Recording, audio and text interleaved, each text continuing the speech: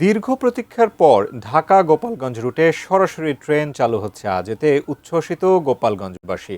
বিস্তারিত জানতে Gopalganj railway station থেকে সরাসরি যুক্ত হচ্ছেন প্রতিনিধি সজীব বিশ্বাস। সজীব বিশ্বাস, একটা দারুণ খবর, সরাসরি ট্রেনের যাত্রী হয়ে ঢাকা থেকে গোপালগঞ্জ যাওয়ার সুযোগ পাচ্ছে এখানকার যাত্রীরা।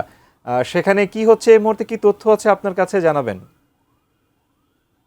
শাকুর, আসলে আজকে একটি আনন্দের দিন গোপালগঞ্জবাসীর জন্য। আমরা যতটুকু জানতে পেরেছি, আজ বেলা ৩টা ১৫ মিনিটে ঢাকার কমলাপুর স্টেশন থেকে গোপালগঞ্জের উদ্দেশ্যে কিন্তু ঢাকা গোপালগঞ্জের যে ট্রেন, সেই ট্রেনটি কিন্তু আজকে ছেড়ে এসেছে এবং এই গোপালগঞ্জ রেল স্টেশনে পৌঁছাবে সন্ধ্যা ৬টা ৪৫ মিনিটে, এমনই তথ্য রয়েছে। এবং আরেকটু তথ্য যদি বলি, যে এই ট্রেনে কিন্তু গোপালগঞ্জের যে ৩টি সংসদীয় আসন রয়েছে, সেই ৩টি সংসদীয় আসনের যারা সংসদ সদস্য রয়েছে, তারা কিন্তু ঢাকা থেকে এই ট্রেন যোগে গোপালগঞ্জ একসাথে আসছেন, এমনটি তথ্য আমাদের কাছে কিন্তু রয়েছে।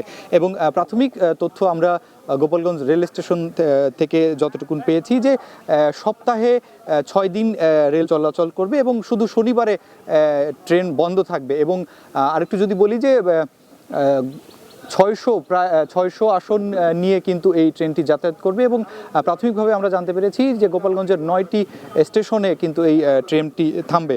তো সব কিছু মিলিয়ে যদি বলতে হয়, যে গোপালগঞ্জবাসীর দীর্ঘদিনের প্রতীক্ষার অবসান কিন্তু ঘটতে চলছে আজকে। এবং শুধু গোপালগঞ্জই নয়, আশেপাশে কয়েকটি জেলার মানুষই কিন্তু এই ট্রেনের সুব্যবস্থা উপভোগ করবেন। এবং আরেকটু যদি বলি, যে ঢাকা গোপালগঞ্জ যে যাতায়াত ব্যবস্থা, সেটি কিন্তু আগে বাসের মধ্যেই সীমাবদ্ধ ছিল। এবং ঢাকা খুলনা মহাসড়কে আমরা দেখি যে বিভিন্ন সময়ে যে ব্যাপক পরিমাণ সড়ক দুর্ঘটনা হতো, এবং এই সড়ক দুর্ঘটনাও কিন্তু কমে আসবে, যেহেতু ট্রেনের উপরে যে যাতায়াত করবে মানুষ, সেহেতু কিন্তু বাসের উপরে কিন্তু চাপ অনেকটা কমবে। তো সব কিছু মিলিয়ে আজকে গোপালগঞ্জবাসীর জন্য একটি আনন্দের দিন। এবং তারা কিন্তু, আমরা দেখতে পাচ্ছি যে বেলা থেকেই এই গোপালগঞ্জ রেল স্টেশনে এসে ভিড় করছেন এবং এই এক প্রকার ইতিহাসের সাক্ষী হতে যাচ্ছেন সবাই। তো এই ছিল আমার কাছে গোপালগঞ্জের আজকের ট্রেন চলাচলের সর্বশেষ। শাকুর।